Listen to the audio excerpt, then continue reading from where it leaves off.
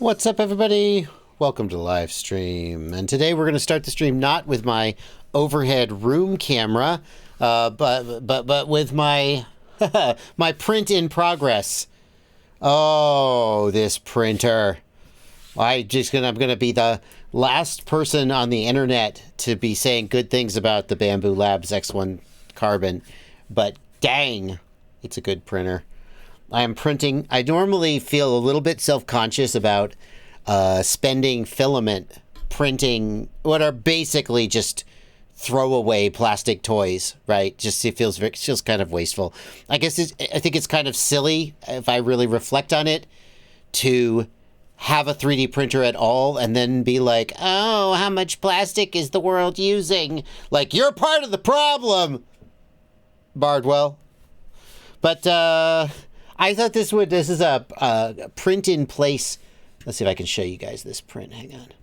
This is a print-in-place dragon. It's articulated. So when it finishes printing, it'll be fully articulated and like wiggle. It's got joints built into it. And it's going to print exactly like that on the bed. And then like be able to... Anyway, that's the promise. And... so far, so good. We haven't got to the hard parts yet, but so far, so good. This printer is insane. Like, literally, so far, every single print I've done, as long as I use the Bambu filament, it's literally just set the profile, click print, and then it comes out and it's perfect. So far, so good. I got a little bit of trouble when I tried to use a spool of filament that wasn't Bambu. I had to tweak some of the profile settings. I mean, I guess that makes sense. It's not made for it. But so far, Bambu filament and Bambu printer, it's just... I said earlier, eventually something about this machine will F up and break. And because it's a 3D printer, eventually it will. But I'm so impressed with this stupid machine. It literally, look at this. It literally knows what color and type of filament is loaded into the AMS because the filament has RFID tags in it. So all you have to do is set the filament into the AMS and it immediately, the slicer just reads. You can set it manually too, but I took this same print hang on, I'm going to find this, I took the same print and I sliced it on Prusa Slicer. Okay, here's Bambu Slicer. Total print time, you may have a little trouble reading this on the stream. 12 hours, 37 minutes total time. Okay. Prusa Slicer. 24 hours, 20 minutes. About twice the frickin' time. So, just stock settings, the Bambu is twice as fast as the Prusa. Now, the Prusa Mini is not a speed demon, obviously, so that's a little bit of an unfair fight. And the Prusa, the Bambu is twice the price. Hey, twice the price, twice as fast. Makes sense to me. Anyway, this is the most, like, how to put this? I like 3D printing. I like effing around with 3D printers, right? But a lot of times I just want a part. I need to go fly and I need a GoPro mount. And I don't like that whether I can go make a video today hinges on whether my 3D printer is feeling okay today. Right? When instead of worrying about like going to fly, I'm worrying about, damn it, is my filament dry? Damn it, is my bed level? Damn it, like, there's times when you want to just get deep in the muck and play with your 3D printer, and when you're trying to get shit done is not that time. And so there's always this sort of background anxiety with a 3D printer, at least so far in my experience. The Prusa Mini, the Prusa printers do a great job, but they're not particularly fast. Not yet. There's a new one coming. Everybody's making fast printers now. Bambu was just but this Bambu printer is the closest to I just have something that spits out parts for me, and I don't have to like bite my nails every time I click print and wonder if I'm going to have to go have a failed print. It's brilliant. It's freaking brilliant. So far. I guess I should tell you that Bambu sent me this printer. I guess I just said a lot of, this is not like a review, but Bambu did send me this printer. It's a $1,500 printer, and they were just like, hey, we like your content. Use our printer. They didn't even require me to do a review. They were like, yeah, do a review if you want to do a review. I mean, it's because they know their machine is freaking awesome and they know I'm going to be happy with it, I'm guessing. So in the interest of disclosure, they did send me this printer. If you feel, but Jesus, it's crazy. It's crazy good. It's crazy good. Do I have a Bambu affiliate code? No, but I damn well better get one, because I'm going to say very complimentary things about this printer, and people are going to spend money on it, and I need my slice of that. But even if that's going to sound wrong. My theory is that if there's a fantastic product out there that I sincerely love, that I sincerely think you should buy, and I tell you about it and you buy it, as long as that's exactly what would happen anyway, might as well have an affiliate code, right? Like, why not just like take your little slice? If the affiliate then makes you say that something's better than it really is, no. That's not okay. But yeah, I gotta get one. That's true.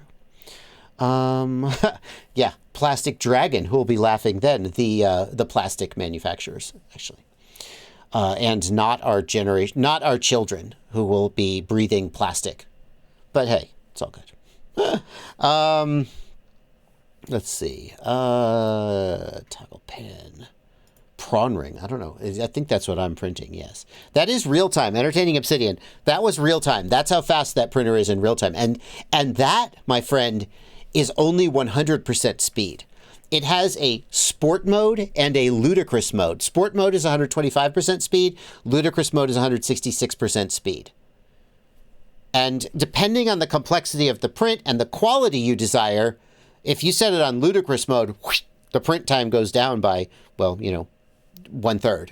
It goes even faster, and it's bonkers to see this thing go. If you've never seen, like if you've built a Voron or something, then you're like, oh yeah, I know what a fast printer looks like. If you've never seen a fast printer go before, this thing is bananas how fast it goes. So, what about against the Prusa Mark IV? I don't know, because like, I got to study up on the Prusa line. The Prusa, is that the new one that isn't out yet that's going to be super duper fast? Or is that the one that just came out that isn't super duper fast? I don't think that, does the Prusa Mark IV have input shaping yet? That's the question. There's a version of the Prusa, I think it is the Mark IV, but I think it doesn't have input shaping yet. Yeah, Geisenberg says Mark IV is much slower and does not yet have input shaping.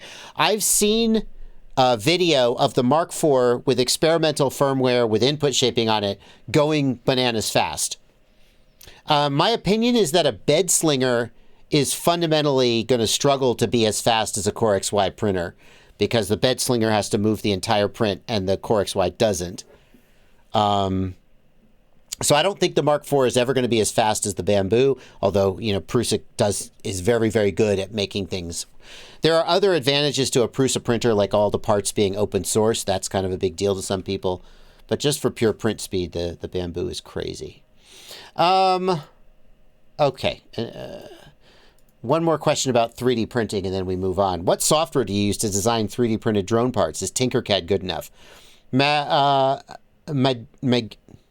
Magneto. Yeah, Magneto. Tinkercad is quite good for basic CAD design. Absolutely. The high-end pros might use something like Fusion 360, but it has a huge learning curve. I've heard of people using Tinkercad very successfully. I've heard of people even using Google SketchUp, although it seems, as near as I can tell, it's less popular than Tinkercad. But starting with Tinkercad is totally a great way to get started. Eventually, you may run into some limitations, perhaps, and then want to use Fusion. I don't know. Like, chat, can Tinkercad do like just literally anything you would want it to do? Is the advantage of Fusion 360 like enterprise stuff that a hobbyist doesn't really care about? Or does Tinkercad like fundamentally you hit a ceiling and then you need to leave it behind? I'll leave that. I can chime in.